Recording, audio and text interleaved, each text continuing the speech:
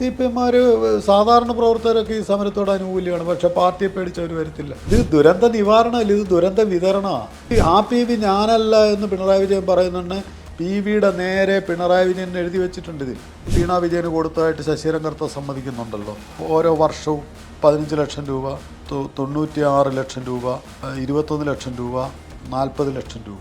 ചൈനയിൽ നിന്ന് ഇറക്കുമതി ചെയ്ത ട്രെഡ്ജറാണ്. അത് ഒരു മണിക്കൂറിൽ 2000 മുതൽ 4000 വരെ ക്യൂബിക് മീറ്റർ മണ്ണ് വലിക്കാൻ കഴിയുന്ന സാധനമായിരുന്നു അവിടെ കൊണ്ടുവന്നിട്ട്. 2 പൊതുമേഖലാ കമ്പനികൾ വന്ന് ഖനനം നടത്തുന്നവർക്ക് CMRL എന്താണ് പങ്ക്? ഈ കോടതികളിലെല്ലാം ഇവരുടെ വക്കീലന്മാരും മറ്റുള്ളവരൊക്കെ എന്തിനാണ് വരുന്നത്? നമസ്കാരം.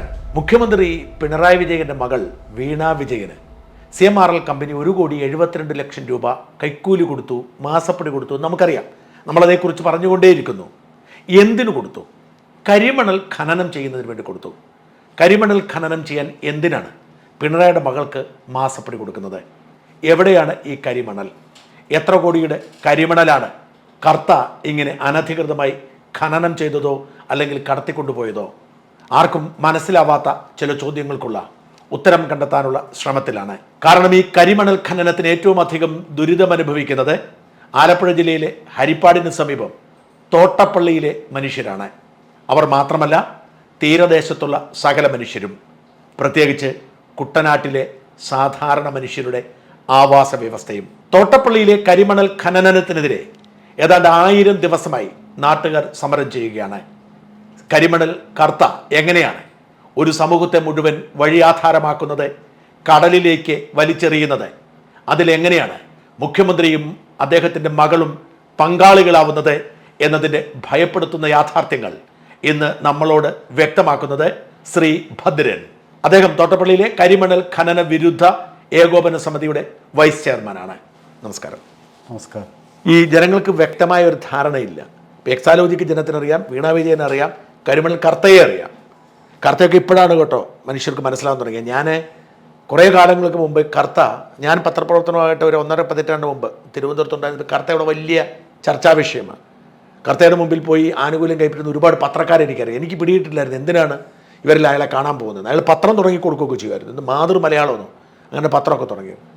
അപ്പോൾ ഈ കരിമണൽ കർത്ത ഇത്രയും വലിയ വില്ലനാണെന്ന് എന്നെപ്പോലുള്ളവർ മനസ്സിലാക്കുന്നത് പോലും ഈ വിവാദം ഉണ്ടായപ്പോഴാണ്. അപ്പോൾ യഥാർത്ഥത്തിൽ ഈ കരിമണൽ കർത്തയും പിണറായിയുടെ മകളും ഒക്കെ തോട്ടപ്പള്ളിക്കാരെ എങ്ങനെയാണ് ഉപദ്രവിക്കുന്നത് നമുക്ക് ആദ്യം അറിയേണ്ടത്. എന്താണ് തോട്ടപ്പള്ളിയിൽ സംഭവിച്ചുകൊണ്ടിരിക്കുന്നത്? തോട്ടപ്പള്ളിയിൽ ആരാണ് സമരം ചെയ്യുന്നത്? എന്തിനു വേണ്ടിയാണ് സമരം ചെയ്യുന്നത്? 2001 മുതൽ തന്നെ കർത്ത അവിടെ മണ്ണ് വാങ്ങിച്ച് കൂട്ടിയിരുന്നു, ഭൂമി വാങ്ങിച്ച് കൂട്ടിയിരുന്നു. ഭൂമി വാങ്ങി കൂട്ടി. 50 ഏക്കറോളം സ്ഥലം കർത്തയുടെ കയ്യിലുണ്ട്. അതെവിടെയായിട്ട്? തീരദേശത്ത്. അത് പിന്നെ തീരദേശത്തോ അല്ലാതെയുമായിട്ട്. അതായത് തൃക്കുന്നപ്പുഴ വില്ലേജിൽ ആണ് ഈ 50 ഏക്കറോളം സ്ഥലം വാങ്ങിച്ചിരിക്കുന്നത്. അപ്പോൾ അവിടെ 2001, 2002 കാലയളവ്. ശരി. അപ്പം 2016 അതിനെ തുടർന്നിട്ടാണല്ലോ ഉത്തരവ് വരുന്നത്. 2016 പിണറായി അധികാരത്തിൽ വരുമെന്ന് അറിയായിരുന്നു അന്ന്. 2001 അങ്ങേർക്ക് അങ്ങനെ സ്ഥലം ആ സമയത്ത് മറ്റേ ഇവരല്ലേ 2001 സ്ഥലം വാങ്ങിച്ചു. സ്ഥലം വാങ്ങിച്ച് കൂട്ടിയിട്ട് അവിടെ ഖനനം നടത്താനുള്ള നീക്കമായിരുന്നു. അപ്പോൾ അതിനെ ഒരു വലിയ സമരത്തിലൂടെയാണ് ജനങ്ങൾ അതിനെ തകർത്ത് കളഞ്ഞത്. എന്തിനാണ് നിങ്ങൾ സമരം ചെയ്യുന്നത്? അവിടെ ഈ പ്രദേശം ഖനനത്തിന് പറ്റിയതേ അല്ല. ഈ മണ്ണ് എന്ന് പറയുന്നത് ഇവിടെ അടിഞ്ഞുകൂടിയിരിക്കുന്നത് സാന്ദ്രതയേറിയ മണൽത്തരികളാണ്. ഈ സാന്ദ്രതയേറിയ മണൽത്തരികളെ കൊണ്ടാണ് ഈ തീരം രൂപപ്പെട്ടിരിക്കുന്നത്. ഇതൊരു നാട പോലെയുള്ള സ്ഥലമാണ്. ഇവിടുന്ന് മണ്ണെടുത്തുകൊണ്ട് പോയി കഴിഞ്ഞാൽ ഈ പ്രദേശം ഉണ്ടാവില്ല. അപ്പോൾ ഇവിടെയല്ലേ ഈ കരിമണലുള്ളൂ?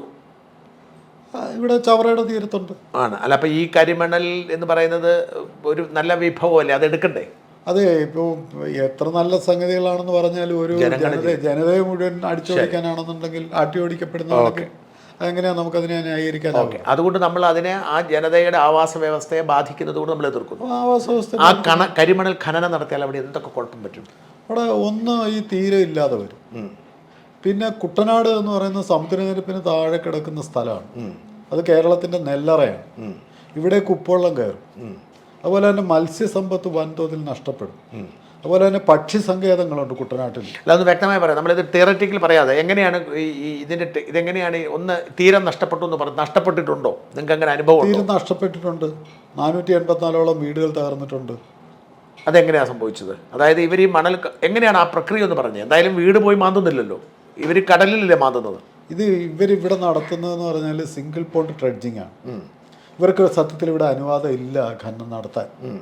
ഇവർ തുറമുഖ വികസനത്തിൻ്റെ പേരിലാണ് വലിയഴീക്കലും തോട്ടപ്പള്ളിയിലും വന്ന് തുറമുഖങ്ങളിൽ മണ്ണ് വാരിയത്. അപ്പോൾ അതിലൂടെ തീരെ ശോഷണം ഉണ്ടായി. തീരെ രൂപീകരണം കൊണ്ട് തീരെ ശോഷണമുണ്ട്. അപ്പോൾ ഈ തീരെ ശോഷണമാണ് ഇവിടെ സംഭവിച്ചിരിക്കുന്നത്. തീരെ ശോഷണം സംഭവിച്ചതിലൂടെ 100 കണക്കിന് വീടുകളാണ് തകർന്നു പോയത്. അതൊന്ന് പറയാം, എനിക്ക് ഇപ്പോഴും മനസ്സിലായിട്ടില്ല. അതായത് ഇവർ ഡ്രഡ്ജർ ഉപയോഗിച്ച് ഒരു മണൽ വാരുന്നു ഇവിടുന്ന്, കടലിൽ നിന്ന് തന്നെ, കടൽ തീരത്തുനിന്ന് കടലിൽ നിന്ന് വാരുന്നു. അപ്പോഴത്തേക്ക് എന്ത് ചെയ്യും? കടലിറങ്ങും, അല്ല തീരം ഇറങ്ങും. എങ്ങനെ സംഭവിക്കുന്നത്? മണൽ വാരിക്കൊണ്ട് പോകുമ്പോഴത്തേക്ക് അവിടേക്ക് വീണ്ടും മണലൊന്നും വീഴത്തില്ല. അതെ. ഇത് ഇവരിവിടെ നടത്തുന്നതെന്ന് പറഞ്ഞാൽ സിംഗിൾ പോയിന്റ് ട്രെഡ്ജിങ് അഥവാ സിംഗിൾ പോണ്ട് ട്രെഡ്ജിങ് ആണ്. പിന്നെ അടിക്കുന്ന തിരമാലകൾ, ഇറങ്ങുന്ന തിരമാലകൾ, നീരൊഴുക്ക്, അതുപോലെ തന്നെ വേലിയേറ്റങ്ങളും വേലിയിറക്കങ്ങളും, പിന്നെ കടലിലൂടെ ഈ മണലിൻ്റെ ഒരു ഒഴുക്കുണ്ട്, അതിനെ ലിറ്ററൽ ഡ്രിഫ്റ്റ് എന്നാണ് പറയുന്നത്. അപ്പോൾ ഇത്തരത്തിൽ നിരന്തരം നിറഞ്ഞുകൊണ്ടിരിക്കുന്ന ഒരു സ്ഥലത്ത് നിന്ന് ഒരു മണ്ണ് എടുക്കും തോറും അവിടെ മണ്ണ് വന്ന് വീണുകൊണ്ടേയിരിക്കും. അപ്പോൾ അതിനെ കുഴപ്പം പോകുന്നത് വരുമല്ലേ? അപ്പോൾ അല്ല, ഇത് മണ്ണെങ്ങും ഉൽപ്പാദിപ്പിക്കപ്പെടുന്നില്ല. ഇല്ല. അപ്പം മൊത്തത്തിലുള്ള ഒരു ഡിപ്ലീഷൻ, മൊത്തത്തിലുള്ള ഒരു കുറവാണ് അവിടെ സംഭവിക്കുക. പിന്നെ എവിടുന്ന മണ്ണ് വരുന്നത്? ഈ തീരത്തുനിന്ന് വരുവാണോ, അല്ല സ്ഥലത്തുനിന്ന് വരുവാണോ? നദി ഒഴുക്കിക്കൊണ്ട് വരുന്നതാണ് ഇത്. അതാ ചോദിച്ചു, ഈ വാരുന്ന മണൽ പകരം വരുന്നുണ്ടെങ്കിൽ എങ്ങനെ പ്രശ്നം ഉണ്ടാവുന്ന എൻ്റെ ചോദ്യം. ഒരു മണൽത്തരി ഉണ്ടാവാൻ തന്നെ നൂറ്റാണ്ടുകൾ വേണം. അപ്പം ഈ സംഗതി എന്ന് പറയുന്നത് ഇതിവിടെ വർഷങ്ങളായിട്ടുള്ള ഒരു പ്രക്രിയയിലൂടെ, ഒരു പാറ്റൽ പ്രക്രിയയിലൂടെ ഇവിടെ അടിഞ്ഞു കിടക്കുന്ന മണലാണിത്. അപ്പം ഇത് എടുത്തുകൊണ്ട് പോകാൻ പാടില്ല. ഇത് എടുത്തു കഴിഞ്ഞാൽ അവിടെ ആ സുരക്ഷിതത്വം നഷ്ടപ്പെടുക ചെയ്യുന്നത്. അത് തീരെ ഇടിയും. ഇടിഞ്ഞിട്ടുണ്ട്. തീരെ ഇടിഞ്ഞിട്ടുണ്ട്. വീടുകൾ നഷ്ടപ്പെട്ടെന്ന് പറഞ്ഞത് അത് എവിടെയുള്ള വീടുകളായി? നീർക്കുന്നം, പുന്നപ്പുറ, നീർക്കുന്നം മുതൽ ആറാട്ടുവീട് വരെയുള്ള പ്രദേശത്തെ വീടുകളാണ് നഷ്ടപ്പെട്ടു പോയത്. എൻ്റെ ചോദ്യം, എനിക്ക് അറിവില്ലായ്മ കൊണ്ട് പറയുന്നതാണ്. കടൽ വരുന്നു, ബീച്ചുണ്ട്, ബീച്ചിൻ്റെ അപ്പുറയാണ് ആളുകൾ താമസിക്കുന്നത്. അപ്പോൾ ഈ സാധനം മാറുമ്പോൾ ഇതിലേക്ക് ഈ മണ്ണിടിഞ്ഞിടിഞ്ഞിടിഞ്ഞ് വരുവാണോ അവിടുന്ന് കര? ഈ ബീച്ചിലേക്ക് മണ്ണ് വരും. ഓക്കെ. ഈ ബീച്ച് കടലിൽ നിരന്തരം എടുത്തുകൊണ്ടേയിരിക്കും. ഓക്കെ. അപ്പം മുകളിലത്തെ സ്ഥലം പൊക്കോണ്ടിരിക്കും. നമ്മൾ അറിയത്തേ ഇല്ല. നമ്മളില്ലേ പിന്നെ കുമ്പിള് കുത്തി അതിനകത്തുനിന്ന് പഞ്ചസാര ഇങ്ങനെ താഴോട്ട് പോകത്തില്ലേ മാജിക്കാരൻ്റെ? അവസാനം കുമ്പിൾ അവിടെ ഇരിക്കും, പഞ്ചസാര മുഴുവൻ താഴെ പോയിരിക്കും എന്ന് പറയുന്നത് പോലെ കുമ്പിളിനകത്തുനിന്ന് മണ്ണ് പോകുന്നത് പോലെയാണ് ഈ ഓരിടത്തുനിന്ന് മണ്ണ് ഇല്ലാതായിക്കൊണ്ടിരിക്കുകയും ഈ തീരം എന്ന് പറയുന്ന ഒരു തോട് പോലെ ആയിത്തീരുകയും വീടുകളുടെയൊക്കെ അടിയിൽ നിന്ന് പോലും മണ്ണ് ഈ കുഴിയിൽ വന്ന് വീഴുകയും ചെയ്യും. ഓക്കെ, മനസ്സിലായി. അപ്പോൾ അടിത്തീരത്തെ ഭൂമിക്ക് അടിയിലുള്ള മണൽ മാവുമ്പോൾ വീടുകൾ മൊത്തം തന്നെ സുരക്ഷിതത്വത്തെ ബാധിക്കും. അവിടെ ഇപ്പോൾ അവിടെ കൊണ്ടുവന്നതെന്ന് പറഞ്ഞു കഴിഞ്ഞാൽ ഏഷ്യയിലെ ഏറ്റവും വലിയ ട്രെഡ്ജർ അവിടെ കൊണ്ടുവന്ന് കിട്ടും. യോങ്ഷങ് 4012 എന്നുള്ളത് ചൈനയിൽ നിന്ന് ഇറക്കുമതി ചെയ്ത ട്രെഡ്ജറാണ്. അത് ഒരു മണിക്കൂറിൽ 2000 മുതൽ 4000 വരെ ക്യൂബിക് മീറ്റർ മണ്ണ് വലിക്കാൻ കഴിയുന്ന സാധനമായിരുന്നു അവിടെ കൊണ്ടുവന്നിട്ട്. ആര് എങ്ങനെ എവിടുന്ന് ഇത് ഇറക്കുമതി ചെയ്തു എന്ന് നമ്മൾ ചോദിച്ചു. നമ്മൾ 6 കമ്പനികൾക്ക് 6 നമ്മൾ എന്ത് നൽകി? വിവരാവകാശ പ്രകാരം കത്ത് നൽകി. ഒരിടത്തു നിന്നും നമുക്ക് മറുപടി കിട്ടിയില്ല, മറുപടി തന്നില്ല. പിന്നെ IIT പഠന റിപ്പോർട്ടിൻ്റെ അടിസ്ഥാനത്തിലാണ് ഇവരുടെ ഖനനം നടത്തുന്നതെന്ന് പറഞ്ഞു. അത് നമ്മൾ അന്വേഷിച്ച് ചെന്നു. അവർ അതിന് മറുപടി തന്നില്ല. ഇറിഗേഷൻ ചീഫ് എഞ്ചിനീയർ, കേരളത്തിലെ വെള്ളത്തിൻ്റെ കസ്റ്റോഡിയൻ, ഇറിഗേഷൻ ചീഫ് എഞ്ചിനീയർ അതിനുള്ള മറുപടി തന്നില്ല. ഓക്കെ. അങ്ങനെ 450ഓളം ആളുകളുടെ വീട് ഇപ്പം തന്നെ നഷ്ടപ്പെട്ടു. ഇത് തുടർന്നാൽ 484. ഇത് തുടർന്നാൽ അനേകം പേരുടെ വീട് നഷ്ടപ്പെടും. വീണ്ടും ആ കര മുഴുവൻ ഇല്ലാതാവും. ആ ഒരു തൃക്കുന്നപ്പുഴ താലൂക്കിലെ തൃക്കുന്നപ്പുഴ, ആറാട്ടുപുഴ, പിന്നെ അമ്പലപ്പുഴ, പുന്നപ്പുറ തുടങ്ങിയ 7 പഞ്ചായത്തുകളിലെ വീടുകളില്ലാതെയാവും. അവിടെയുള്ള ആളുകളെല്ലാം സമരത്തിലുണ്ടോ? ആളുകളുടെ പ്രാതിനിധ്യ സ്വഭാവത്തിലെ ആളുകൾ ഈ സമരത്തിലുണ്ട്. പാർട്ടിക്കാരൊക്കെ CPM-കാരൊക്കെ അതിനോട് യോജിക്കുന്നുണ്ടോ? CPM-മാർ, സാധാരണ പ്രവർത്തകരൊക്കെ ഈ സമരത്തോട് അനുകൂലിയാണ്. പക്ഷെ പാർട്ടിയെ പേടിച്ച് അവർ വരത്തില്ല. ഈ സമരത്തിന് ചർച്ചകൾ 1000 പേര്, നിങ്ങൾ എങ്ങനെയൊക്കെയാണ് സമരം ചെയ്യുന്നത്? നമ്മളൊരു സമരസമിതി അവിടെ രൂപപ്പെടുത്തിയിട്ടുണ്ട്. ആ സമരസമിതിയുടെ നേതൃത്വത്തിലാണ് അവിടെ സമരം നടക്കുന്നത്. അപ്പോൾ അവിടെ നമ്മൾ താഴെ വൈസ് ചെയർമാനാണ്. ഞാൻ അതിൻ്റെ വൈസ് ചെയർമാനാണ്. അങ്ങയുടെ പശ്ചാത്തലം എന്താണ്? അങ്ങ് സർക്കാർ സർവീസിലായിരുന്നു? ഞാനൊരു റവന്യൂ ഡിപ്പാർട്ട്മെൻറ്റിൽ നിന്ന് ഡെപ്യൂട്ടി തഹസീലായിട്ട് റിട്ടയർ ചെയ്ത് അപ്പം തന്നെ ഈ കളത്തിലിറങ്ങി. ഞാനിതിന് നേരത്തെ തന്നെ 2001-2002 സമരകാലത്ത് തന്നെ ഈ വിഷയങ്ങളോടൊക്കെ എനിക്ക് യോജിപ്പുള്ള ഒരു കാര്യമാണ്. പക്ഷേ ഉദ്യോഗസ്ഥനായ മിണ്ടിയുണ്ടായിരുന്നു? മിണ്ടിയില്ല എന്നുള്ളതല്ല, ഞാനതിൻ്റെ ചില അന്വേഷണം അതുപോലുള്ള കാര്യങ്ങളൊക്കെ ഞാൻ നടത്തിയിരുന്നു. ഓക്കെ. എന്നിട്ട് ഈ സമരസമിതി ഉണ്ടാക്കിയിട്ട് ചില പഠനങ്ങളൊക്കെ നടത്തിയിരുന്നു. ഓക്കെ. ഈ സമരസമിതി ഉണ്ടാക്കിയിട്ട് എന്താ ചെയ്യുന്നത് നിങ്ങൾ? ഈ സമരസമിതി ഉണ്ടാക്കിയിട്ട് ഇത്തരത്തിൽ ജനങ്ങളെ ബോധവൽക്കരിക്കാൻ വേണ്ടിയിട്ടുള്ള ജനകീയ സമരസമിതികൾ ഓരോ പ്രദേശത്തും രൂപീകരിച്ചു. പൊതുജനം നന്നായി സഹകരിക്കുന്നുണ്ടോ? പൊതുജനം സഹകരിക്കുന്നുണ്ട്. ഇപ്പോൾ വലിയ തോതിൽ ആൾ സമരരംഗത്ത് നിങ്ങൾ തന്നെ പ്രതിഷേധമായി എന്താ ചെയ്യുന്നത് അവിടെ? ഇപ്പം നമ്മളവിടെ ഒരു സത്യഗ്രഹം നടത്തുന്നുണ്ട്. അപ്പോൾ ആ സത്യഗ്രഹം 1000 ദിവസം എത്തുകയാണ്. അപ്പോൾ ഒരു ദിവസം ഒരാൾ വീതം ആ സമരപന്തലിൽ സത്യഗ്രഹം ഇരിക്കുകയാണ് ചെയ്യുന്നത്. വൈകുന്നേരം ആകുന്ന അവിടെ സത്യഗ്രഹ പന്തലിലൊരു സമാപന യോഗം ഉണ്ടാവും. അതിൽ നമ്മുടെ ദൈനംദിന വിഷയങ്ങളും ഈ കരിമണൽ ഖനനത്തിൻ്റെ ദോഷവശങ്ങളും എല്ലാം ചർച്ച ചെയ്യും. അതിപ്പോൾ ഇപ്പം വലിയ തോതിൽ എല്ലാവരെയും ഉൾപ്പെടുന്ന തരത്തിൽ 1000 ദിവസം ആഘോഷിക്കാൻ പ്ലാനുണ്ട്. 1000 ദിവസം എല്ലാവരെയും വരുത്താനാണ്? എല്ലാവരും ഉൾപ്പെടുത്തുന്നുണ്ട്. ആചരിക്കാൻ ഒരു ജാതി മത രാഷ്ട്രീയ പരിഗണനകളൊന്നും ഇല്ലാതെ മുഴുവൻ ആളുകൾ. എന്നത് മാർച്ച് 5-നാണ്. വലിയ കൺവെൻഷനാണോ? VM സുധീരൻ അതിൽ പങ്കെടുക്കുന്നുണ്ട്. അദ്ദേഹമാണ് അത് ഉദ്ഘാടനം ചെയ്യുന്നത്. നേരത്തെ നടന്ന സമ്മേളനങ്ങളിൽ മഹാരാഷ്ട്രയിൽ നിന്ന് സുമൈറ അബ്ദുലാലിയെ പോലുള്ള ആളുകൾ വന്നിരുന്നു. VT പത്മനാഭൻ, ആണവശാസ്ത്രജ്ഞൻ VT പത്മനാഭൻ അവിടെ വന്നിരുന്നു. ഡോക്ടർ NN പണിക്കർ ആ തീരത്തെക്കുറിച്ച് ഇന്ത്യയിലെ ഏറെക്കുറെ ആദ്യത്തെ ഓഷ്യാനോഗ്രാഫിക് എഞ്ചിനീയർ. ഈ 1000 ദിവസം നിങ്ങൾ CPM-കാരെയൊക്കെ ക്ഷണിക്കാൻ പറ്റായിരുന്നോ? ആരെ? CPM നേതാക്കളൊക്കെ ക്ഷണിക്കാൻ? അയ്യോ, അവരുടെ നിലപാടെന്താ? അവരിനി എന്ത് ഈ കേരളം മുഴുവൻ വിറ്റ് തുലച്ചാൽ പോലും അവർക്ക് ആരാനൊക്കെ ഉണ്ടാകാൻ പോകുന്നില്ല. അവർക്കെന്താ? അപ്പം നിങ്ങൾ സമരം ചെയ്യുന്നു. ഈ കുട്ടനാടുകാർക്ക് ഇതിനെക്കുറിച്ച് ബോധമുണ്ടോ? കുട്ടനാട്ടിലെ നെൽകർഷക സംരക്ഷണ സമിതി അവിടെ വലിയ സമരം നടത്തി. നമ്മുടെ കൃഷ്ണപ്രസാദിനെ പോലൊക്കെയുള്ള ആളുകൾ വന്നു. നെൽകർഷക സംരക്ഷണ സമിതി അതിൻ്റെ വർക്കിംഗ് ചെയർമാൻ സോണിച്ചൻ പുളിങ്കുന്ന് ഈ പരിപാടിയിൽ പങ്കെടുക്കുന്നു. അവർക്കൊക്കെ അറിയാം ഇതിന്റെ അവർക്കാണ് ഏറ്റവും വലിയ അതെങ്ങനെയാ ബാധിക്കുന്നത്? കുട്ടനാട് എന്ന് പറഞ്ഞാൽ സമുദ്രനിരപ്പിന് താഴെ കിടക്കുന്ന സ്ഥലമാണ്. 3 മീറ്റർ വരെ താഴെ കിടക്കുന്ന സ്ഥലമാണ്. ഈ മണൽ ചിറ തോണ്ടിയെടുത്തോണ്ട് പോയി കഴിഞ്ഞാൽ ഉപ്പുവെള്ളം അങ്ങോട്ട് ഇരച്ച് കയറത്തില്ല. അപ്പൊ നിങ്ങൾക്ക് ഇത് സ്പിൽവേയിൽ അത് തടയത്തില്ലേ? ഈ സ്പിൽവേയുടെ 7ാം ഷട്ടർ പൊളിഞ്ഞു പോയിട്ട് 3 വർഷമായല്ലോ. ഇതുവരെ മാറ്റിയിട്ടില്ലല്ലോ. അവിടെ മണൽ ചാക്ക് അടുക്കി വെച്ചിരിക്കുകയാണല്ലോ. ഈ കരിമണൽ ചാക്കുകൾ അവിടെ അടുക്കി വെച്ചിരിക്കുക. ഇനി അതുകൊണ്ടേലും പോയെന്ന് വരാം. അല്ല, വേറെ 3 ഷട്ടറുകൾ കൂടെ കുഴപ്പമുണ്ടല്ലോ. ഇതൊന്നും അത്ര വലിയ വിഷയമല്ല. ഇതിനടിയിൽ കൂടെ പോകും. കാരണം ഇത് 1954 പട്ടംതാണുള്ള കമ്മീഷൻ ചെയ്ത സ്പിൽവേ ആയത്. അപ്പോൾ ഇതിൻ്റെ വക്കൊക്കെ കുട്ടനാട്ടിലേക്ക് ഇത് കയറിയാൽ അവിടുത്തെ എല്ലാ കൃഷിയും പോകും. അല്ല, കൃഷി മാത്രമല്ല, മത്സ്യം നിങ്ങളൊക്കെ വലിയ ഇതോടുകൂടി കഴിക്കുന്ന വളരെ ഡിലീഷ്യസ് ആയിട്ടുള്ള കൊഞ്ച്, ഞണ്ട്, ആറ്റുവാള ഇതൊക്കെ ഇല്ലാതാവും. കുട്ടനാടിന്റെ നിലനിൽപ്പിന്റെ പ്രശ്നം കൂടിയാണ്. കുട്ടനാടിന്റെ നിലനിൽപ്പാണ് ഏറ്റവും പ്രധാനപ്പെട്ട വിഷയം എന്ന് പറയുന്നത്. പക്ഷേ നിങ്ങൾ ഈ നിവേദനങ്ങളും പരാതികളും കൊടുത്തിട്ടൊന്നും ആരും ഗവനിക്കുന്നില്ല. മുഖ്യമന്ത്രിക്ക് തന്നെ എത്ര പരാതി കൊടുത്തു? കോടതിയിൽ പോയില്ലേ? കോടതിയിൽ പോയി. കോടതിയിൽ പോയണ ഒരു അഡ്വക്കേറ്റ് പറഞ്ഞതെന്ന് പറഞ്ഞാൽ ഇത് അബദ്ധധർമ്മം എന്നും പറഞ്ഞൊരു ധർമ്മമുണ്ട്. ഈ അബദ്ധധർമ്മ പ്രകാരം ഭരണാധികാരികൾക്ക് ഇഷ്ടമുള്ളത് ചെയ്യാം, ഞാനതിൻ്റെ മെറിറ്റിലേക്ക് കിടക്കുന്നില്ല എന്നാണ് പറഞ്ഞത്. വക്കീൽ പറഞ്ഞു, കോടതി പറഞ്ഞു. ഡിവിഷൻ ബെഞ്ച് പറഞ്ഞു എന്ത്, ഞങ്ങളിതിൻ്റെ മെറിറ്റിലേക്ക് കിടക്കുന്നില്ല. ഇത് ദുരന്ത നിവാരണമല്ല, ഇത് ദുരന്ത വിതരണമാണ്. ഇതിൻ്റെ പിന്നിൽ ഇതെന്താണ്? ഇതിൻ്റെ പിന്നിലെ കച്ചവടം എന്താണ്? ഇതിൻ്റെ പിന്നിലെ കച്ചവടം ഒന്ന് പറഞ്ഞാൽ ഇതെങ്ങനെ, ആരാണ് ഇത് ഖനനം ചെയ്യുന്നത്? ഇത് ഖനനം ചെയ്യുന്നത് KMML IREL കൂടെയാണ്. ഇത് രണ്ടും സെൻട്രൽ ഗവൺമെൻറ് സ്റ്റേറ്റ് ഗവൺമെൻറ്റിൻ്റെയും കമ്പനികളല്ലേ? കമ്പനികളാണ്. അപ്പോൾ ഇതിലെങ്ങനെ CMRL ഇതിൻ്റെ വരുന്നത് എങ്ങനെയാണ്? CMRL ഇവരുടെ 2 പേരുടെയും പ്രിൻസിപ്പൽ ബയർ, മുഖ്യ ഉപഭോക്താവ് CMRL ആണ്. അതായത് അവർ ഖനനം ചെയ്യുന്നു, അവർ CMRL വാങ്ങുന്നു. അത് 464.55 രൂപയ്ക്കാണ് ഒരു ടൺ വാങ്ങുന്നത്. CMRL വാങ്ങുന്നത്. KMML ഇറിഗേഷൻ ഡിപ്പാർട്ട്മെന്റിന് കൊടുക്കേണ്ടുന്നത്.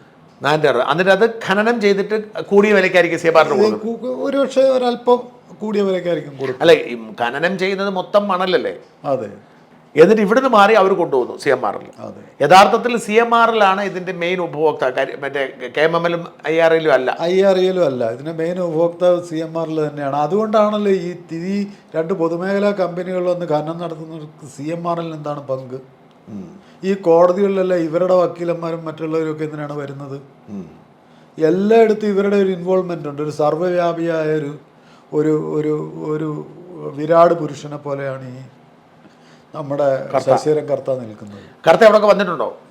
അത് വന്നിട്ടുണ്ട്. നിങ്ങളെ ആരെങ്കിലും സ്വാധീനിക്കാൻ ശ്രമിച്ചിട്ടുണ്ടോ?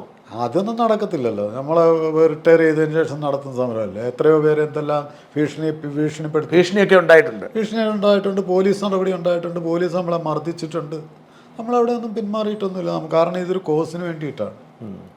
എന്തിനാ സാമ്പത്തികം എന്ന് പറഞ്ഞു? ഇത് ഈ കർത്തയ്ക്ക് ഇത് എന്തേരം കൊണ്ടുപോകുന്നുണ്ടാവും ഈ ഒരു ദിവസം ആവറേജ്? നമ്മുടെ ഒരു കണക്ക്, നമ്മുടെ അന്ന് അവിടെ ഖനനം നടത്തിയ സമയത്ത് ഒരു 300 ലോഡ് വീതം, 150 വണ്ടികൾ, പിന്നെ ഒരു ദിവസം മിനിമം 2 പ്രാവശ്യം വെച്ചിട്ട് പിന്നെ 300 ലോഡ് മണ്ണെങ്കിലും ഈ പ്രദേശത്തു നിന്ന് കൊണ്ടുപോയിട്ടുണ്ട്. ഈ പ്രദേശത്ത് എങ്ങോട്ട് പോകുന്നുണ്ട്? ഈ പ്രദേശത്ത് ചവറയിലേക്ക് പോയിട്ടുണ്ട്. പിന്നെ പിന്നെ ഇതിന് ഒരു വണ്ടി അവിടെ വരുന്നില്ല. അല്ല സാറേ, ഇത് ഒരു സമയം ഇതിന് ഫിക്സ് ചെയ്തിരുന്നു. രാവിലെ 8 മണി തൊട്ട് വൈകിട്ട് 6 മണി വരെ. പക്ഷേ ഇത് കഴിഞ്ഞു ഇവിടെ വന്നിട്ട് മണ്ണ് വന്നിട്ട് എടുത്തുകൊണ്ട് പോകുന്നുണ്ടായിരുന്നു. ഇത് എവിടെയൊക്കെയാണ്? കായംകുളത്ത് എന്നിട്ട് കിഴക്കോട്ട് പോകുന്നുണ്ടോ, അതോ പിന്നെ മറ്റേ റൂട്ടിലൂടെ പോകുന്നുണ്ടോ, ഇതൊന്നും നമുക്കറിയത്തില്ലല്ലോ. നമുക്കിതിൻ്റെ പുറകിന് പോകാൻ നേരമില്ലല്ലോ. പക്ഷേ എല്ലാവരും പറയുന്നത് ഈ മണ്ണ് ഇത് പോയിട്ടുണ്ടെന്നാണ്. അതിനുള്ള ഒരു കാരണമെന്ന് പറയുന്നത് ഈ മോണസൈറ്റ് വേർതിരിക്കാൻ അനുവാദമില്ല. പക്ഷെ പലയിടത്തു നിന്നും മോണസൈറ്റ് പിടിച്ചിട്ടുണ്ട്. തൂത്തുക്കുടിയിൽ നിന്ന് 3000 ടൺ പിന്നെ മോണസൈറ്റ് പിടിച്ചിട്ടുണ്ട്. അപ്പോൾ അവിടെ ഖനനം നിരോധിച്ചിരിക്കുക തമിഴ്നാട്ടിൽ. അപ്പോൾ കേരളത്തിൽ നിന്ന് ഖനനം നടത്തുന്ന മണ്ണിൽ നിന്നാണ് ഈ മോണസൈറ്റ് വേർതിരിച്ചെടുത്തിട്ടുള്ളത്. മോണസൈറ്റ് ഈ തോറിയത്തിൻ്റെ അയിരാണ്. അത് പ്രാധാന്യമുള്ള സാധനമാണ്. അപ്പോൾ ഈ മോണോസൈറ്റ് ഇവർക്ക് ആവശ്യമുണ്ടോ? ഇല്ല. ആർക്ക്? കർത്തയ്ക്ക് ആവശ്യമുണ്ടോ? കർത്ത ഒരു പക്ഷേ ഇത് മറിച്ച് വിൽക്കുന്നുണ്ടോ? കാരണം ഇതിനകത്ത് PWC പോലെയുള്ള ആളുകളുണ്ടെന്നേ. അവരുടെ 21ഓളം ഡൊമൈനുകളിൽ ജെയ്ക്ക് ബാലകുമാറിൻ്റെ അദ്ദേഹം CEO ആയിരിക്കുന്ന PWC Pricewaterhouse Cooper, അത് 21ഓളം ഡൊമൈനുകൾ അവർ മിനറൽസ് ആൻഡ് മൈനിങ്ങുമായി ബന്ധപ്പെട്ട സേവനങ്ങൾ നൽകുന്നുണ്ട്. അവരുടെ വെബ്സൈറ്റിൽ അതുണ്ട്. മെൻറ്ററായിട്ടിരുന്നത് പിന്നെ എങ്ങനെയാണ്? ഞാൻ ബലമായി സംശയിക്കുന്നതാണ്. വീണാ വിജയന്റെ മെന്ററായി പിന്നിൽ പോലും കരിമണലിന്റെ ഇടപാടുണ്ട്. അതുപോലെ തന്നെ KPMG കുട്ടനാട്ടിലെ പിന്നെ ദുരന്ത നിവാരണ പ്രവർത്തനങ്ങളുടെ ചുമതല വഹിക്കാൻ റീബിൽഡ് കേരളയിൽ ഉൾപ്പെടുത്തി KPMG അവിടെ വന്നു. KPMGക്കും മിനറൽസ് ആൻഡ് മൈനിങ്ങുമായി ബന്ധപ്പെട്ട ചില പ്രോജക്റ്റുകളുണ്ട്. അപ്പോൾ ഇവരെല്ലാം അവിടെ വരുന്നു എന്ന് പറയുന്നതിനകത്തുള്ള ഒരു കാര്യം, ഇവരെല്ലാം വരുന്നത് എങ്ങനെയാണ്? ഗീതാ ഗോപിനാഥ് വന്നതുപോലെയാണ്. ഞാൻ ഒരു സേവനത്തിനൊന്നും പ്രതിഫലം പറ്റുന്നില്ല. KPMGക്കും സേവനത്തിന് പ്രതിഫലം വേണ്ട, PWCക്കും സേവനത്തിന് പ്രതിഫലം വേണ്ട. എന്താ ഇത്ര വലിയ ഉദാരത ഈ പിണറായി വിജയനോടും കുടുംബത്തോടും അല്ലെ പിണറായി വിജയനോടും ഈ സർക്കാരിനോടും ഈ ആളുകളൊക്കെ ഇത്ര വലിയ ഉദാരത കാണിക്കുന്നതിൻ്റെ പിന്നിലുള്ള നേട്ടം എന്താണ്? ഇത് കേരളം ചോദ്യം ചെയ്യപ്പെടേണ്ടതല്ലേ? ഇതിൻ്റെ ഒരു സാമ്പത്തിക കണക്ക് ഏകദേശം എങ്ങനെ വരും? അതായത് ഈ പറഞ്ഞ കരിമണലിൽ നിന്നും കർത്ത ഉണ്ടാക്കുന്ന കർത്തയുടെ കമ്പനിക്ക് ചെറിയ ലാഭമൊക്കെ കാണിക്കുന്നുള്ളൂ. ഏകദേശം എങ്ങനെയാണെന്ന് കരുതുന്നു? ഒരു വർഷം നമുക്കിന് വിലയൊന്നും അറിയാത്തതുകൊണ്ട് എത്ര കോടിയുടെ ഇടപാട് നടക്കുന്നുണ്ട്? ഏകദേശം ഒരു കണക്ക് വല്ലതും ഉണ്ടോ? ഒരു 28,000 കോടി രൂപയുടെ ഇടപാട് നടന്നതായിട്ടാണ് ഒരു വർഷം കണക്ക്. ഒരു വർഷം 28,000 കോടി. അതൊന്നും കണക്ക് പുസ്തകത്തിലില്ല. ഇല്ല, കണക്ക് പുസ്തകത്തിലില്ല. ഒരുപക്ഷെ മറിച്ച് അവിടുന്ന് ഈ മണ്ണ് തൂക്കിക്കൊണ്ട് പോകണമെന്നാണ് പറഞ്ഞിരിക്കുന്നത്. കളക്ടറിട്ട ഉത്തരവിലും അതിനുശേഷം ഈ KMMലും IREലും തമ്മിലുള്ള മെമ്മോറാണ്ടം ഓഫ് അണ്ടർസ്റ്റാൻഡിങ്ങിലും പറഞ്ഞിരിക്കുന്നത് വേ ബ്രിഡ്ജ് വെച്ച് തൂക്കിക്കൊണ്ട് പോകണമെന്നാണ് പറഞ്ഞിരിക്കുന്നത്. പക്ഷെ അങ്ങനെ ചെയ്യുന്നില്ല. അവിടെ വേ ബ്രിഡ്ജ് ഇന്ന് വരെ സ്ഥാപിച്ചിട്ടില്ല. 40-45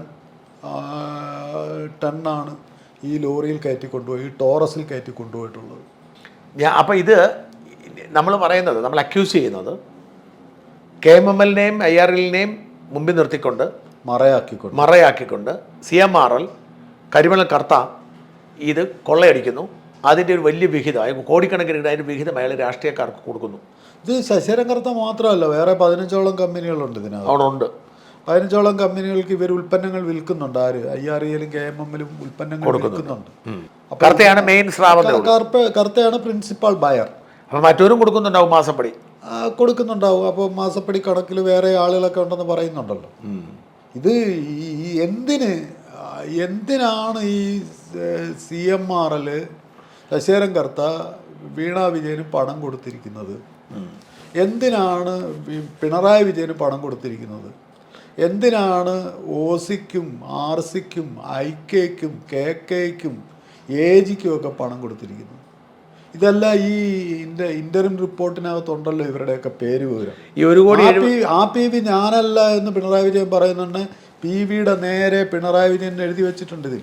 ഈ 1,72,00,000 രൂപയ്ക്ക് അപ്പുറത്തേക്ക് ഇടപാട് നടന്നിട്ടുണ്ടാവും. തീർച്ചയായിട്ടും നടന്നിട്ടുണ്ട്. പിണറായി നേരിട്ടും അല്ല, അവരുടെ ഒരു സഹോദര സ്ഥാപനം ഉണ്ടല്ലോ, ശശിധരൻ കർത്തയുടെ വൈഫ്, എംപവർ ക്യാപിറ്റൽ എന്ന് പറയുന്നത്. അപ്പോൾ അവർ പിന്നെ 27 ലക്ഷം രൂപ വീണ വിജയന് കടം കൊടുത്തിട്ടുണ്ടല്ലോ. ഈ പിണറായി വിജയനും നേരിട്ട് കൈപ്പറ്റിണ്ടാവും. ഇത് കൂടാതെ പിണറായി വിജയൻ കൈപ്പറ്റിയ കൂട്ടത്തിൽ തുക എത്രയെന്ന് പറയുന്നില്ലല്ലേ? തീർച്ചയായിട്ടും തുകയും പറയുന്നുണ്ട്. നോക്കിയത് KK Kunhalikutty, AG A Govindan. Kunhalikutty എത്രയാണെന്ന് വല്ലതും പറയുന്നുണ്ടോ? ഇല്ല, ഇതിനകത്ത് ഇവിടെ ഇത് പറയുന്നില്ല. OC Oommen Chandy, PV Pinarayi Vijayan, IK Ibrahim കുഞ്ഞ്, RC രമേശ് ചെന്നിത്തല, ഇത്രയും പേരുടെ ലിസ്റ്റ് ഇതിനകത്ത് TS സുരേഷ് കുമാർ എന്ന് പറയുന്ന ആള് ഇതിനകത്ത് വ്യക്തമാക്കുന്നുണ്ട്. തുക പറയുന്നുണ്ട് എവിടെയും? ഇല്ല, തുക ഇതിനകത്ത് മൊത്തത്തിലുള്ള തുകയാണ് പറയുന്നത്. 135 കോടി രൂപ. പിണറായി എത്ര കൈപ്പറ്റിയെന്ന് പറയുന്നില്ല. അത് ഇപ്പം സ്പെസിഫിക് ആയിട്ട് പറയുന്നില്ല. അങ്ങനെ ഇവരെല്ലാം 135 കോടി കൈപ്പറ്റി. ഇവരെല്ലാം കൂടെ 135 കോടി രൂപ കൈപ്പറ്റിയിട്ടുണ്ട്. അതിൽ 1.25 കോടി രൂപ വീണ വിജയന് കൊടുത്തിട്ടുണ്ട്. പത്രമാധ്യമങ്ങൾക്ക് അതിൻ്റെ പേരൊന്നുമില്ല. 16 കോടി കൊടുത്തിട്ടുണ്ട്. അതിനകത്ത് മംഗളത്തിൻ്റെ പേര് മാത്രമേ പുറത്തു വന്നുള്ളൂ. ബാക്കിയുള്ളവരുടെ പേര് പുറത്ത് വരാനിരിക്കുകയാണ്. അതേപോലെ തന്നെ ക്ഷേത്രങ്ങൾക്ക് 17.5 കോടി രൂപ കൊടുത്തിട്ടുണ്ട്. 39 കോടി 47,44,985 രൂപ അതർ എക്സ്പെൻസസിലുണ്ട്. അത് മൊത്തത്തിൽ 73 കോടി 38,35,19 രൂപ മൊത്തം എക്സ്പെൻസായിട്ട് വരുന്നുണ്ട്. ഇത് ഇൻഫ്ലേറ്റഡ് എക്സ്പെൻസാണ്. അതുപോലെ തന്നെ വീണ വിജയന് കൊടുത്തതായിട്ട് ശശിധരൻ കർത്ത സമ്മതിക്കുന്നുണ്ടല്ലോ. ഓരോ വർഷവും 17-18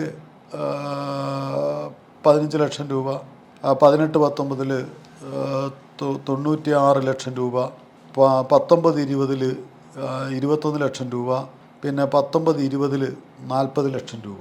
ഇത്തരത്തിലുള്ള കണക്കെല്ലാം ഇതിനകത്തുണ്ടല്ലോ. അപ്പോൾ ഈ തുക ഇവർക്കെല്ലാം വീതിച്ചു കൊടുത്തിട്ട് ഇവിടുന്ന് യഥേഷ്ടം ഇത് നമ്മൾ ആദ്യം സംസാരിച്ചൊരു കാര്യമില്ലേ, 2002 ഭൂമി വാങ്ങിച്ചു കൂട്ടിയെന്ന് പറഞ്ഞില്ല. എന്നിട്ട് അവിടെ ഖനനം ചെയ്യാനായിരുന്നു തീരുമാനം. അതിനെതിരെയാണ് നമ്മൾ സമരം നടത്തിയത്.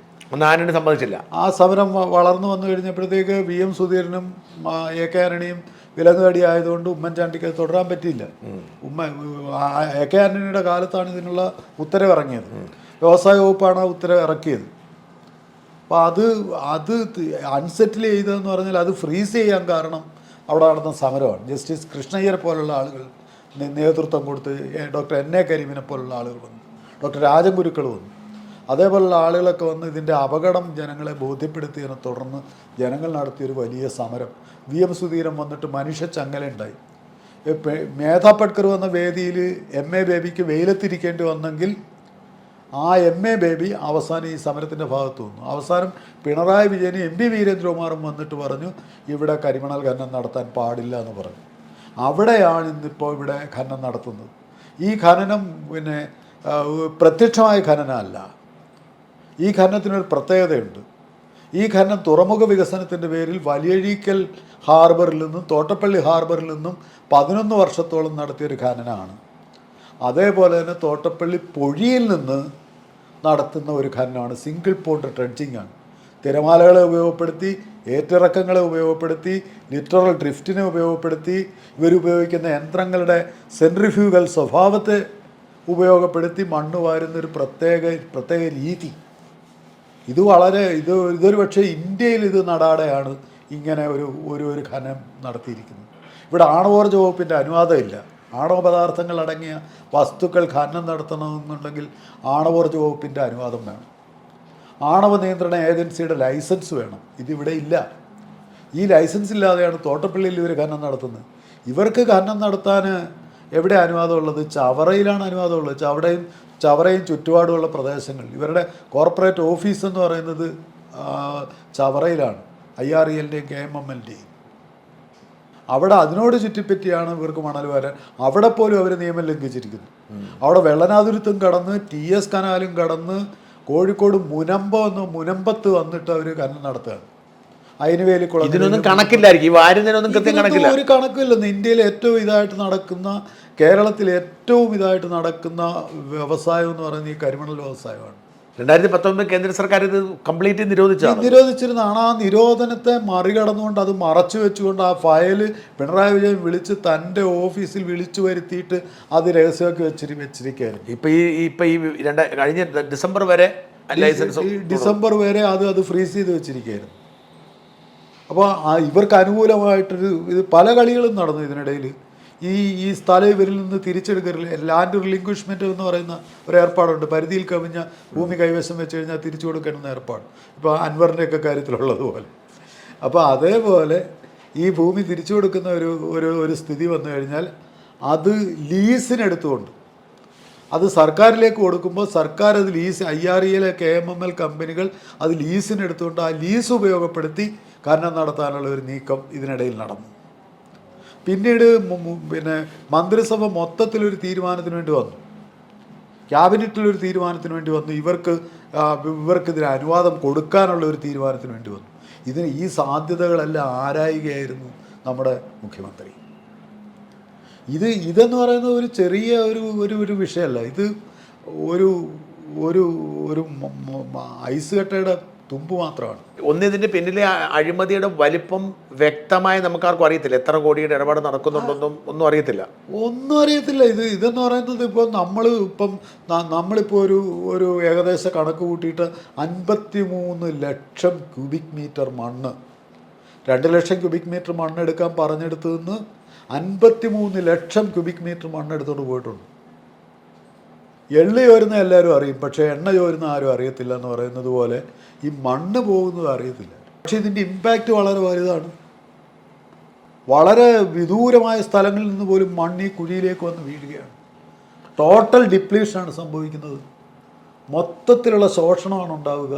ചുരുക്കി പറഞ്ഞാൽ ഈ രാഷ്ട്രീയക്കാർ എല്ലാവരും തന്നെ കൈക്കൂലി വാങ്ങിക്കൊണ്ട്, പത്രക്കാരും കൈക്കൂലി വാങ്ങിക്കൊണ്ട്, ആളുകളും ക്ഷേത്രങ്ങളടക്കമുള്ള ആരാധന കൈക്കൂലി വാങ്ങിക്കൊണ്ട് ഒരു ജനതയെ ഒരു പൊതുമുതൽ നശിപ്പിച്ച് കളയുന്നു, കൊള്ളയടിക്കുന്നു.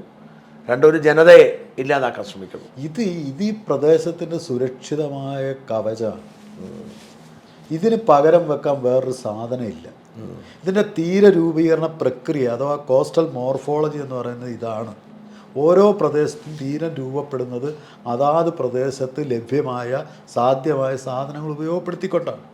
നമ്മുടെ തീരത്തിൻ്റെ സമുദ്രചലനങ്ങൾ അതിശക്തമാണ്. നമ്മൾ വിഴിഞ്ഞത്തത് കണ്ടു. നമ്മൾ കണ്ടു. മുതലപ്പൊഴിയിൽ അപകടാവസ്ഥ വന്നു. ശംഖുമുഖത്തെ ബീച്ച് കടലെടുത്ത് പോകുന്നു നമ്മൾ കണ്ടു. അത് തൊടാൻ പറ്റത്തില്ല. കേരളത്തിൻ്റെ തീരം തൊടാൻ പറ്റത്തില്ല. കേരളത്തിൻ്റെ തീരത്ത് എവിടെയാണ് ഖനനം നടത്താൻ പറ്റുക? ഈ ആലപ്പാട്ട് എന്ന് പറയുന്നത് 88 ചതുരശ്ര കിലോമീറ്റർ ഉണ്ടായിരുന്നു. ഇന്നത് 8 ചതുരശ്ര കിലോമീറ്ററേ ഉള്ളൂ. 1956 മുതൽ ഇങ്ങോട്ടുള്ള കണക്കാണ്. ആലപ്പാട് ഇവരാണോ KMML ആണോ അവിടെ നടത്തിയത്? KMML IREL ആണ് അവിടെ ഖനനം നടത്തുന്നത്. അപ്പോൾ ഇത്തരത്തിലുള്ള ഇതെന്ന് പറയുന്ന വലിയൊരു തട്ടിപ്പായിരുന്നു ഈ സംഗതി എന്ന് പറയുന്നത്. ഇതിൻ്റെ പേരിൽ ദുരന്ത നിവാരണത്തിൻ്റെ പേരിലാണ് നടത്തിയത്. ദുരന്ത നിവാരണം നടത്തുമ്പോൾ ദുരന്തം ഉണ്ടാകുമെന്ന് നോക്കണ്ടേ? ഒരു പൊഴി എന്ന് പറഞ്ഞ ഒരു സേഫ്റ്റി വാൽവാണ്. ആ തോട്ടപ്പള്ളിയിൽ എനിക്ക് തോന്നുന്ന ദുരന്തമാനത്തെ പേരിൽ ഉത്തരവ് ഇറക്കിയിട്ടാന്ന് തോന്നുന്ന മണൽ വാരാൻ ഉത്തരവ് വന്നതല്ലേ? അതെ. അവിടെ അത് വെള്ളപ്പൊക്കം വരുമെന്നും പറഞ്ഞു. വെള്ളപ്പൊക്കത്തിൻ്റെ പേരിലാണ്. വെള്ളപ്പൊക്കത്തിൻ്റെ പേരിൽ സെൻട്രൽ വാട്ടർ കമ്മീഷൻ്റെ ഒരു പഠന റിപ്പോർട്ടുണ്ട്. സെൻട്രൽ വാട്ടർ കമ്മീഷൻ പറഞ്ഞിരിക്കുന്ന കക്കി ഡാം ഉൾപ്പെടെയുള്ള ഡാമുകൾ യഥോചിതം ഡീസിൽറ്റ് ചെയ്ത് ഉപയോഗിക്കാതിരുന്നത് കൊണ്ടാണ് ഇത്രയും വലിയ വെള്ളപ്പൊക്കം കുട്ടനാട്ടിൽ വന്നതെന്നാണ്. അതങ്ങ് പൂഴ്ത്തി വെച്ചു. Dutch disaster management task force ഇവർ എന്ത് വന്നാലും ഉടനെ നെതർലൻഡിലേക്കല്ലേ പോകുന്നത്. പക്ഷെ അവരിവിടെ വന്ന് പഠനം നടത്തി. അവർ ഈ സാൻഡ് ബാരിയറെ തൊടാൻ പറഞ്ഞിട്ടില്ല. നമ്മുടെ ഈ പൊഴിയിലെ ഈ മണൽ ചിറയുണ്ടല്ലോ, അതേ തൊടാൻ പറഞ്ഞിട്ടില്ല. ഇതൊരു സേഫ്റ്റി വാൽവാണ് സർ. മനസ്സിലായി. ഇത് കായൽ ഭാഗത്ത് ജലനിരപ്പ് ഉയർന്നു കഴിയുന്നുണ്ടെങ്കിൽ ഇത് കടലിലേക്ക് ഒഴുകണം. അല്ലാത്തപ്പോൾ എന്ത് ചെയ്യണം? ഇത് അടയണം. അപ്പോൾ ഇത് എല്ലാ നദീമുഖങ്ങളും ഇപ്പോൾ കേരളം എന്ന് പറയുന്നത് കേരളമാണ് ഏറ്റവും വലിയ ദുരന്തം നേരിടാൻ പോകുന്നത്. ഈ ആഗോള താപനത്തിൻ്റെയും വെയിൽ ദിന വെള്ളപ്പൊക്കങ്ങളുടെയും കാലം വരാൻ പോവുക. നമ്മുടെ ഭരണകാലത്തുകാരൻ റോക്സി കോൾ മാത്യു പൂനെയിലെ IITM തലവന്മാരിൽ ഒരാളാണ്. അദ്ദേഹത്തിൻ്റെ പ്രത്യേകമായ പഠനം വന്നിട്ടുണ്ട്. അദ്ദേഹം ഇതിൻ്റെ അപകടം ഭയങ്കരമായി അതിഭീകരമായിട്ട് വരച്ച് കാണിച്ചിട്ടുണ്ട്. അറബിക്കടൽ വീണ്ടും പ്രക്ഷുബ്ധമാകാൻ പോവുകയാണ്. അവിടെയുള്ള ചക്രവാത ചുഴികളും ചുഴലിക്കാറ്റുകളും വലിയ പിന്നെ വേലിയേറ്റ തിരമാലകളും ഒക്കെ ഉണ്ടാകാൻ പോവുകയാണ്. അങ്ങനെയാണെന്നുണ്ടെങ്കിൽ എടവനക്കാട് ഉണ്ടായതുപോലെ, വൈപ്പിൻ ദ്വീപിലുണ്ടായതുപോലെ, പുത്തൻവേലിക്കരയിലുണ്ടായതുപോലെ, ദേവികുളങ്ങരയിലും കണ്ടല്ലൂരും ഉണ്ടായതുപോലെ, മൺട്രോത്തുരുത്തിലും ഉണ്ടായതുപോലെ വൻതോതിൽ ഉപ്പുവെള്ളം കയറുന്നൊരു സാഹചര്യം. ഇത് കുട്ടനാട്ടിലേക്ക് ഇരച്ച് കയറും. കുട്ടനാടാണ് ഇതിൻ്റെ ഏറ്റവും വലിയ ദുരന്തം. മൺട്രോത്തുരുത്തൊക്കെ ഇങ്ങനെ വീടുകളൊക്കെ ദ്രവിച്ച് വീണുകൊണ്ടിരിക്കുകയല്ലേ ചെയ്യുന്നത്. താമസയോഗ്യമല്ലാതായി തീർന്നുകൊണ്ടിരിക്കുകയല്ലേ. അത് നമ്മുടെ വൈപ്പിനിലെ ഒരു ദ്വീപ് സത്താർ ഐലൻഡ് ഇല്ലാതായില്ലേ. ഈ തീരവാസികൾ ഇത് എവിടെ പോകും? ഇവർക്ക് മത്സ്യസമ്പത്ത് ഇല്ലാതെ വരുമെന്നേ. ഇതിനുള്ള ബോധം ജനങ്ങൾക്കുണ്ടോ? ഇത് എത്ര സമയമെടുത്താലും ഈ ഒരു ബോധം ജനങ്ങളിൽ ഉണ്ടാക്കി കൊടുത്തു. ലത്തീൻ രൂപതയൊക്കെ ആയിട്ട് ചേർന്ന് പ്രവർത്തിക്കാൻ പറ്റുന്നത് അവർ പറഞ്ഞാൽ കേൾക്കും. കുറച്ചുകൂടി അച്ഛന്മാർ പറഞ്ഞാൽ അവിടുത്തെ തീരദേശവാസികൾ കുറച്ചുകൂടെ കേൾക്കും. അവിടെ അവിടെ ഉണ്ട് ചില ശ്രമങ്ങളൊക്കെ നമ്മൾ നടത്തുന്നുണ്ട്. അപ്പോൾ പിന്നെ പക്ഷേ അതിനകത്തുള്ളതെന്ന് പറഞ്ഞു കഴിഞ്ഞാൽ ഇതിനകത്ത് ഇവർ ഈ ജനങ്ങളെല്ലാം പറഞ്ഞ് പേടിപ്പിച്ച് വെച്ചിരിക്കുകയാണ്. തൊഴിലുറപ്പിൻ്റെ പേര് പറഞ്ഞുകൊണ്ട് തൊഴിലിൻ്റെ പേര് പോലീസ് വെരിഫിക്കേഷൻ, പാസ്പോർട്ട് കിട്ടണമെന്നുണ്ടെങ്കിൽ പ്രയാസമായിരിക്കും. ചെറുപ്പക്കാരെ മുഴുവൻ പറഞ്ഞ് പേടിപ്പിച്ചിരിക്കും. അതുപോലെ തന്നെ ഞങ്ങളുടെ കൂട്ടത്തിലെ 83ാമത്തെ ദിവസത്തെ സത്യഗ്രഹിയെ കാണാതായി. ഇതുവരെ കണ്ടു കിട്ടിയിട്ടില്ല. സജീവനെ ഇതുവരെ കണ്ടു കിട്ടിയിട്ടില്ലെന്നേ. 8ാമത്തെ ദിവസമാണ് പോലീസ് നായെ കൊണ്ടുവന്ന് അന്വേഷണം നടത്തിച്ച്. ആ പോലീസ് ഓഫീസർ, അവിടുത്തെ പോലീസ് ഓഫീസർ 6 വർഷമായിട്ട് അവിടെ ഇരിക്കുകയാണ് മാറാതെ. ഈ പോലീസ് ഉദ്യോഗസ്ഥർക്ക് പണം കൊടുത്തിട്ടുണ്ടോ? റവന്യൂ അയാൾക്ക് അവാർഡും കൊടുത്തു. 6 കൊല്ലമായിട്ട് മാറാതിരിക്കുക. 6 കൊല്ലമായിട്ട് മാറാതിരിക്കുക. ഇവിടെ 1 കൊല്ലം തയ്ക്കാൻ പറ്റുന്നില്ല ഓഫീസർമാർക്ക്. അതേപോലെ തന്നെ ഈ കളക്ടർ അവിടെ ഏറെക്കാലം കളക്ടറായിട്ടിരുന്ന ഒരു അലക്സാണ്ടർ എന്ന് പറയുന്ന ആളാണ്. അദ്ദേഹത്തെ ഇപ്പോൾ കാഷ്യൂ ഡെവലപ്മെൻറ്റ് കോർപ്പറേഷൻ്റെ MD ആക്കി. MDയും ചെയർമാനും അദ്ദേഹമാണ്. ഈ റിട്ടയർ ചെയ്ത് കഴിഞ്ഞുള്ള സംഗതിയാണ് ഈ പറയുന്നത്. ജോയി സാറിന് വീണ്ടും പുനർനിയമനം നൽകിയില്ലേ? VP ജോയി. ഈ കരിമണൽ ഖനനത്തെ അനുകൂലിച്ച മുഴുവൻ ആളുകളെയും എന്ത് ചെയ്തിട്ടുണ്ട്? വേണ്ട സ്ഥലങ്ങളിൽ വേണ്ടതുപോലെ ആദരിച്ചിരുത്തിയിട്ടുണ്ട് സഖാവ് പിണറായി വിജയൻ. അവർക്ക് പിന്നെ പെൻഷൻ കഴിഞ്ഞുള്ള തുകയെ അവർക്ക് ശമ്പളം കൊടുക്കേണ്ടതുള്ളൂ. ഇത് പെൻഷൻ വേറെ, ഇവർക്കുള്ള ശമ്പളം വേറെ, ഓണറേറിയം വേറെ. KM എബ്രഹാമിനൊക്കെ ഇപ്പം കണ്ടില്ലേ? അതെ, ക്യാബിനറ്റ് റാങ്കും കൊടുക്കും. ടോം ജോസിനോ? എന്തായാലും നമ്മളിതിൻ്റെ ഒരു വലിയ ഭീകരത മനസ്സിലായി. നിങ്ങളുടെ സമരത്തിനും പ്രക്ഷോഭത്തിനും ഞങ്ങളുടെ പിന്തുണയുണ്ട്. തീർച്ചയായിട്ടും സാർ അങ്ങോട്ട് വരും. ഞാൻ വരാം. നിങ്ങളുടെ 1000 ദിവസത്തേക്ക് ഒന്ന് ഞാനും വരാം. എപ്പോഴാണ് പരിപാടി? എങ്ങനെയാണ് പ്ലാൻ ചെയ്തിരിക്കുന്നത്? പരിപാടി ഒരു 3 മണിക്ക് നമ്മളവിടെ ഒരു മഹാസമ്മേളനം നടത്തുകയാണ്. ഞാനും വരാം. ആ പരിപാടിക്ക് ഞാനും എത്താം. മറ്റതിനകത്ത് രാഷ്ട്രീയമോ ജാതിയോ മതമോ ഒന്നും പരിഗണിക്കില്ല. പരിസ്ഥിതി സംരക്ഷിക്കപ്പെടേണ്ടതാണ്. മനുഷ്യൻ്റെ ജീവൻ സംരക്ഷിക്കേണ്ടതാണ്. ഒപ്പമുണ്ട്. എല്ലാ ആശംസകളും.